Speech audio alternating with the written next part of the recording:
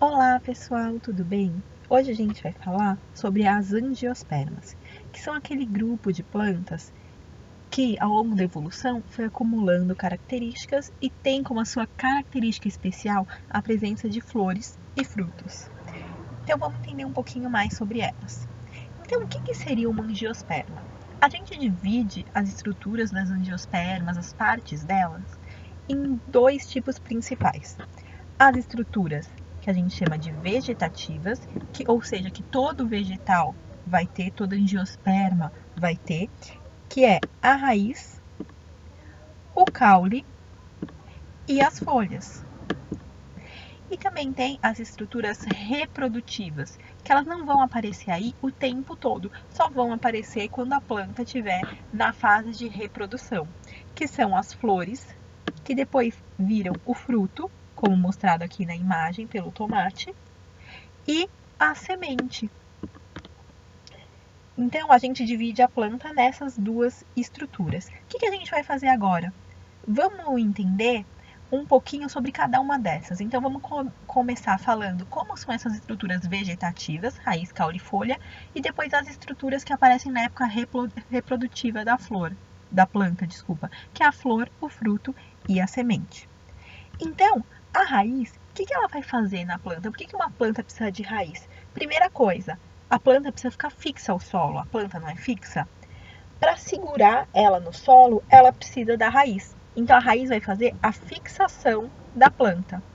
Além dela ficar fixa no solo, ela também precisa absorver o que ela precisa para sobreviver. Então, a raiz vai absorver a água, sais minerais e até oxigênio que tem dissolvido no solo, nos espaços de ar que tem nesse solo. E se a gente olhar essa raiz, a gente vai ver vários componentes dela.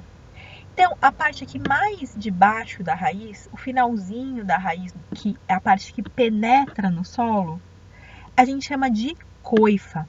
Essa região é uma região com células mortas que vai proteger essa raiz. Por quê? Pensa, a raiz está crescendo. Quando ela vai crescendo, ela vai perfurando o solo.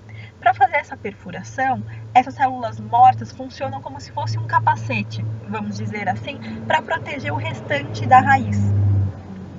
Além da coifa, a raiz também possui uma região lisa, que é a parte da raiz que realmente vai crescer, que é onde as células estão se dividindo, que vai fazer então o crescimento. Acima dessa região lisa, lisa porque ela não tem pelos, acima da região lisa tem a região pilífera. Bom, se a lisa não tem pelos, a região pilífera é a região que então possui pelos. Pelos absorventes que vão absorver o que eu falei para vocês que a planta precisa. Então, vai absorver água, sais minerais para essa planta. Então, esses pelos absorventes vão ser os responsáveis por isso. Um pouquinho mais para cima, a gente tem a região de ramificação. Então, se dessa raiz aqui forem surgir outras raízes, elas vão surgir dessa região aqui de ramificação. Ramificação de ramos, de originar novos ramos. Essas raízes que originam dessa outra raiz principal, a gente chama de raízes secundárias, que também vão ajudar a fixar a planta e a fazer a absorção. E daí, uma hora a raiz, ela chega até o caule da planta, certo? Essa região que une o caule da planta com a raiz é o que a gente chama de colo, ok? Então, essa é a estrutura básica de uma raiz de uma planta. Só para mostrar aqui, ó, para vocês em detalhe como é essa região aqui, ó, da coifa, que protege para ela penetrar no solo, e aqui ó, o pelo absorvente entrando no meio do solo para conseguir absorver aí o que essa planta precisa. E existem vários tipos de raiz. A gente pode dividir em dois tipos principais. Um tipo em que a planta apresenta uma raiz grande principal, como pode ser visto aqui, tá vendo essa raizona grande principal? E saem umas raízes menorzinhas da zona de ramificação. A gente chama esse tipo de raiz pivotante, porque a gente vê claramente uma raiz principal. E também existe outro tipo de raiz chamada fasciculada, ou que a gente chama de cabeleira, que é essa raiz aqui. Tá vendo que ela realmente parece uma cabeleira de cabelo mesmo? Porque se eu procurar, eu não consigo achar a raiz principal. Então eu vejo um monte de raízes que parecem todas mais ou menos do mesmo tamanho, meio bagunçadas. Esse é o tipo de raiz fasciculada. Aqui, ó, só para mostrar para vocês uma planta mesmo, não apenas um desenho, em que a gente pode ver, ó, a raiz principal dela e as outras raízes menores, raízes secundárias saindo das zonas de ramificação. Perfeito? E essas raízes, elas também podem ter algumas especializações. Algumas podem servir como escoras. Então, ó, essa foto aqui é de um ambiente que a planta tem uma dificuldade de se fixar. Para ajudar nessa fixação da planta, tem essas raízes grandonas aqui, ó, que funcionam como escoras, escorando, segurando essa planta. Elas também podem ser dos tipos sugadoras. Algumas plantas são parasitas. Então, nesse caso aqui, essa raiz penetra no caule de uma outra planta para sugar os nutrientes do que ela precisa. Também tem as raízes tuberosas, que vocês conhecem, como aqui, ó, o exemplo da cenoura, do rabanete, que são raízes que acumulam reservas de energia. E também existem raízes que a gente chama de raízes respiratórias. Então, em ambientes alagados, que a raiz tem dificuldade de buscar oxigênio, essas raízes respiratórias, ó, elas saem para fora da água para buscar o oxigênio que a planta precisa. E também existem as raízes tabulares. As raízes tabulares são essas raízes grandes, enormes, daquelas árvores que a gente vê bem grandonas, já bem antigas. Bom, então a gente falou sobre a raiz. Mas além da raiz, a gente também tem o caule. Então lembra que o colo é a região que fixa a raiz ao caule. Então a gente está indo debaixo da planta e subindo. Vimos a raiz, vamos ver agora como que é esse caule dessa flor, dessa planta. Então o caule, o que ele vai fazer? Ele vai juntar a parte inferior da planta, que são as raízes, com a parte superior, que é onde a gente vai encontrar as folhas, as flores e os frutos. E dentro desse caule vai acontecer algo muito, muito, muito importante, que é a condução de seiva. Tanto de seiva bruta, que é com água e sais minerais, quanto de seiva elaborada, que já possui a glicose, o açúcar das plantas. E esse caule a gente pode dividir ele em algumas partes, também em alguns componentes. Então, ó, esse é o caule principal aqui. Aqui em cima, ele possui uma região que a gente chama de gema apical. O que é isso? O que é essa gema? Gema é sempre uma região onde tem várias células se multiplicando, ou seja, isso está crescendo. Essa gema apical aqui faz o caule crescer em comprimento, então faz ele subir, digamos assim. Então, quando a planta está crescendo, ficando maior, é essa gema apical que faz isso. O caule também pode possuir várias gemas laterais. Essas geminhas laterais é o que permite originar os brotos da planta. Então, se for surgir aqui um novo raminho da planta, ou com novas folhas, com novas flores, quem vai dar origem a esse novo ramo é a gema lateral. E a gente também fala de região de nós e entrenós. Então, essa região em que eu tenho a união, tá vendo, de uma folhinha, de um novo ramo com o caule, a gente chama de nó. A região entre dois nós é o que a gente chama de entrenós. Entre porque tá no meio. Então, ó, aqui eu tenho a junção de uma folha com o caule, essa regiãozinha é o nó.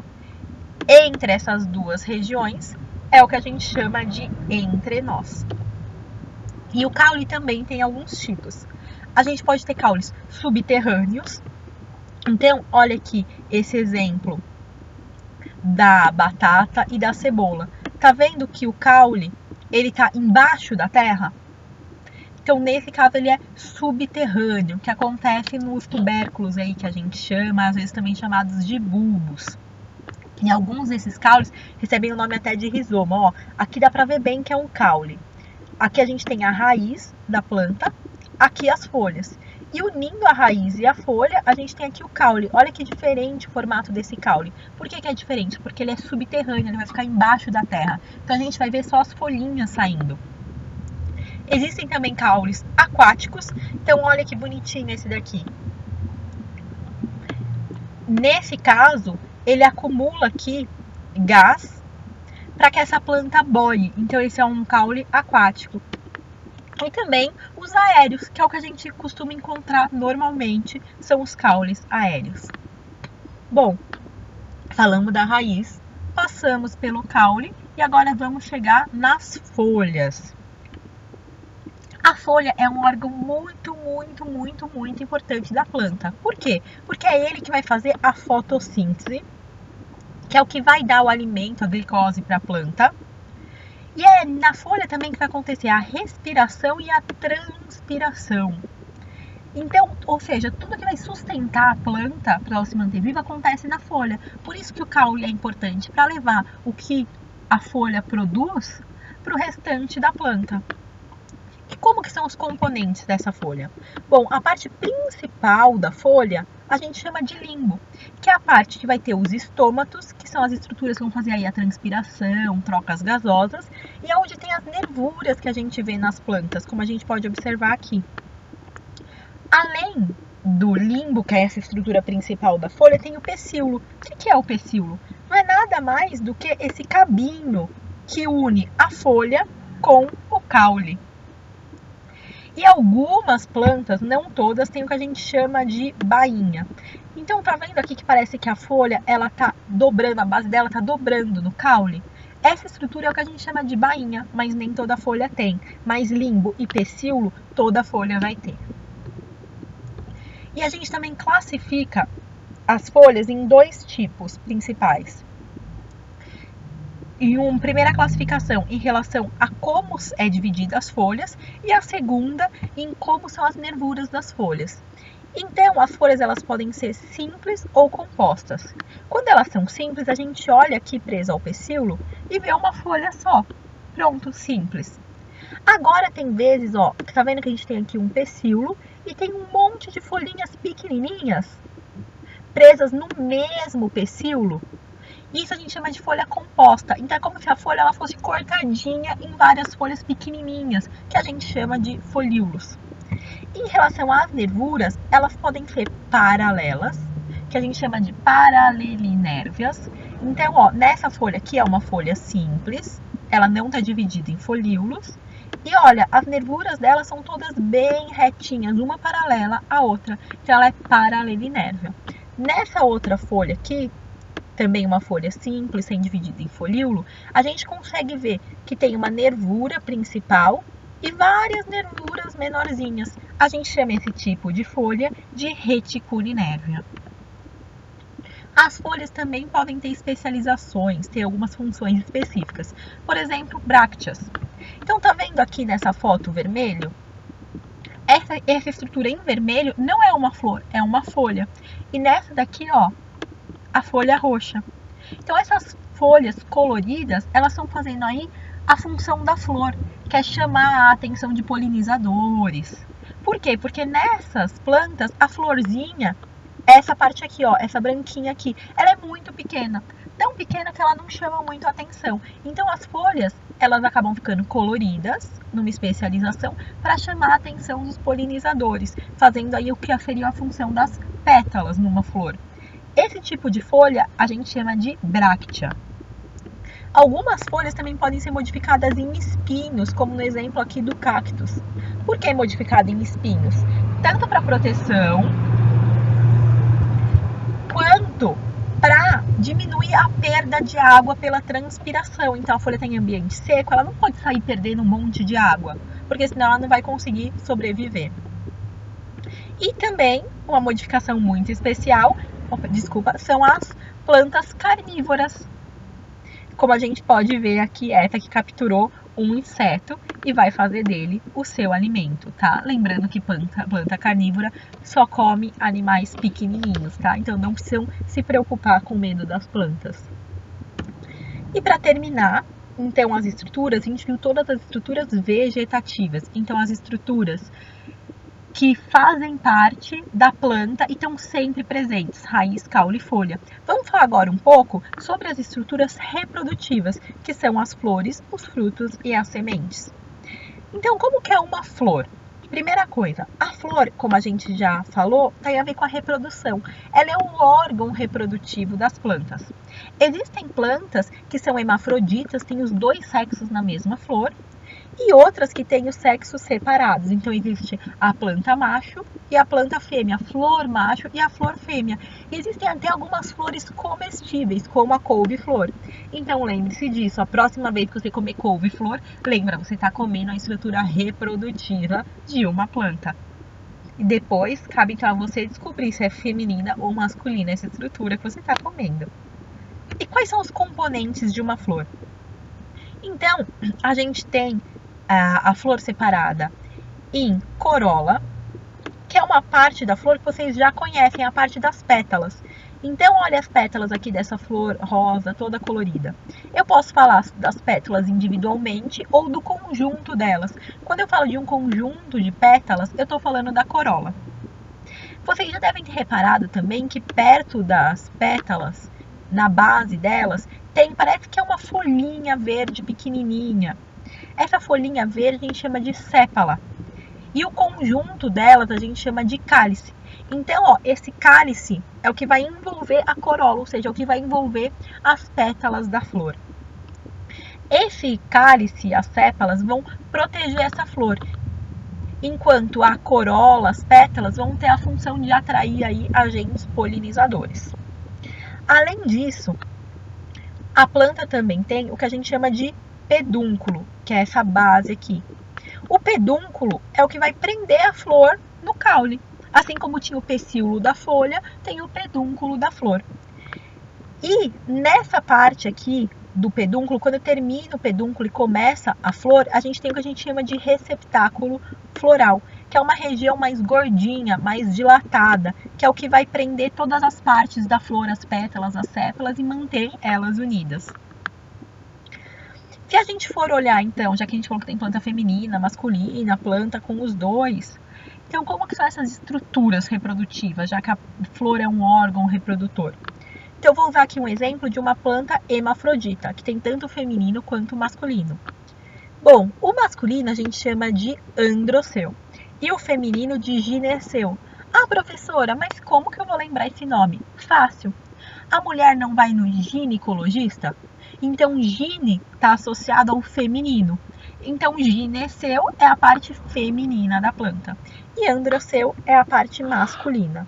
Ah, mas o que tem nessas partes? Fácil. Ó, essa parte aqui mais gordinha é a parte feminina da planta, é o gineceu. O que a gente encontra aqui? A gente encontra o ovário da flor, que é onde vai sofrer fecundação, desenvolver o embrião. Tem essa partezinha que liga o comecinho da parte feminina até o ovário. A gente chama ela de estilete. E tem essa parte que recebe os grãos de pólen, que a gente chama de estigma. Então, a parte feminina da flor vai ser sempre assim: estigma, estilete e o ovário da flor. E a parte masculina? A parte masculina é o que vai ter os grãos de pólen. Ela tem um filete, que é o que prende essa antera, que é a região da flor onde vão estar os grãos de pólen. Então, o masculino é só isso, a antera com o filete. E daí esses grãos de pólen da antera é o que vão entrar aqui na parte feminina para fecundar essa flor e daí dar origem ao fruto, às sementes, para originar uma nova flor.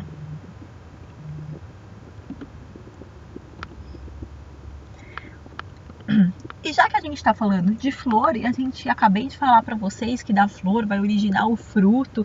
Como assim da flor origina o fruto? Bom, a gente vai falar isso depois em outras aulas. Mas quando o ovário da flor ele é fecundado, ele recebe então o grão de pólen, o que acontece? Esse ovário que vai se desenvolver e formar o fruto. Então o fruto não é nada mais do que o ovário da flor fecundado e desenvolvido. E qual é a função de ter um fruto? Para que a planta precisa ter um fruto? Bom, tem algumas funções importantes. Primeira, super importante, a proteção. Proteger o quê? Proteger o embrião, que é o que vai dar origem a uma nova planta. E a outra função é a da dispersão de semente. Então, por exemplo, se o fruto é gostoso, algum animal vai querer comer. Comendo, esse animal vai levar essa semente para um outro lugar para que possa crescer uma nova planta. E os frutos são divididos na parte da semente e no pericarpo. O pericarpo é o fruto em si que a gente costuma comer. Esse pericarpo ele pode ser dividido em outros três: o epicarpo, que não é nada mais do que a casca desse fruto. Então a gente está vendo aqui o exemplo do abacate. A casca verde do abacate é o epicarpo. A parte carnosa que a gente come do meio aqui é um mesocarpo, meso de meio. E a parte que reveste aqui a semente, que às vezes ela é meio rígida em volta do que a gente chama de caroço, é o endocarpo, que é aquela capinha preta que a gente vê quando a gente corta o abacate e tira a semente dele. Só que alguns frutos têm algumas condições especiais. Tem alguns frutos que eles são secos. Então, como aqui, ó, tá vendo o feijão? Ele não tem esse mesocarpo, o pericarpo suculento. Ele é totalmente seco. Já outros frutos são super carnosos e suculentos, como por exemplo a laranja. Então ela tem essa parte do pericarpo super desenvolvida e super suculenta. Então esses dois são opostos, os secos e os carnosos. A gente também pode ter pseudofrutos. O que é isso? É um fruto meio que de mentirinha. Como assim? É fácil. Eu não falei para vocês que o fruto ele se origina do ovário da flor que se desenvolve? Tem alguns frutos que não foram formados a partir do ovário. Se eles não foram formados a partir do ovário, a gente chama ele de pseudofrutos. Como, por exemplo, o caju e o morango, que na verdade foram formados não do ovário, mas daquela parte que eu falei para vocês, que é o receptáculo floral. E também existem frutos patenocárpicos. O que é isso? São frutos que se desenvolvem sem pai, que a gente fala. Como assim? Eles não fecundaram para desenvolver o fruto. Então não teve todo aquele encontro do grão de pólen com o óvulo da planta. Eles se desenvolveram sem precisar de fecundação. E um exemplo disso é a nossa querida banana. Bom, a última coisa que falta a gente ver é a semente. Então a gente não falou que o fruto existe para proteger a semente? Então, como será que é essa semente? Então, a semente, ela também vai ter a função de proteger aí esse embrião e ajudar na dispersão. E muitas sementes são comestíveis, como por exemplo a semente do feijão, o café. E como que é formada essa semente? Onde que o embrião está dentro dela? Então, a semente tem uma casca, como a gente pode ver aqui, ó, no milho tem uma casca e no feijão também tem uma casca que todo mundo conhece. Dentro dessa semente a gente vai achar o embrião. Então olha aqui o embriãozinho do milho, que é a parte que vai originar uma nova planta, e o embriãozinho do feijão. Esse embrião pode ter uma coisa que a gente chama também de radícula.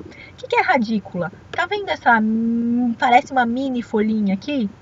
Então, desse embrião, às vezes eles têm um princípiozinho de raiz, uma raiz minúscula, que é o que vai ajudar a desenvolver a nova planta.